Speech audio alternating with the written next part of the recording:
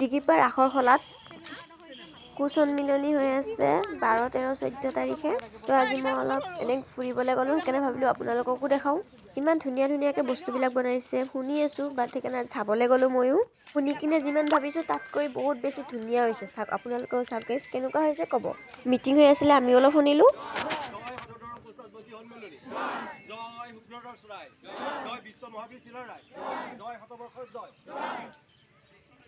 ইয়াতে মামা আহিব, সেইকাৰণে ইমান ডাঙৰ মঞ্চ বনাইছে। জুবলিও আহিব 14 তাৰিখে। মঞ্চখন চাওক কিমান ডাঙৰকৈ বনাইছে। ইয়াতে 2000 ছোৱালীয়ে নাচিব, তো বেছি ডাঙৰ লাগিবই। ইফালে ওলাই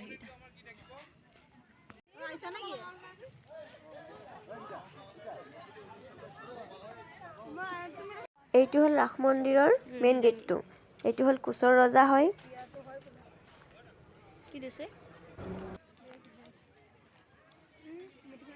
এই মঞ্চটোত 100খন পতাকা উত্তোলন কৰিব। কিমান ডেকোৰেশ্যন কি ধুনীয়া কৰিছে। গাঁৱৰ মানুহবিলাকৰ ঘৰ কেনেকুৱা ইয়াতে দেখুওৱা হৈছে, মানে শাকনি বাৰী। ইয়াতে পুৰা খেৰৰ বাঁহৰ ঘৰ বনাইছে। এইটো গোৱালি বনাইছে। মেৰটো চাওক কি মৰম লগা হৈছে, ধুনীয়াকে বনাইছে। এইটো পাকঘৰত কি কৰিছে চাওক। এইখিনি বাহিৰৰ কাৰণে। এইটো হাইহেল কয় এছামিছত। ইয়াতে কোনোবা আহিলে ভাত বনাই খাব পাৰিব। এইটো পাতবোতা হয়, এইখিনি মানে পুখুৰী পাৰ বুলি কয়। কামত লাগি আছে।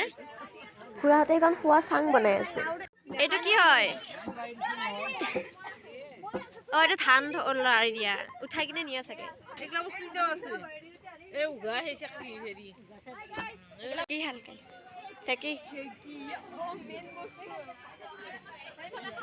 এইখন ঘৰত যি যি বস্তু লাগে চব ৰাখিছে গাইছ, চব ৰাখিছে ইয়াতে।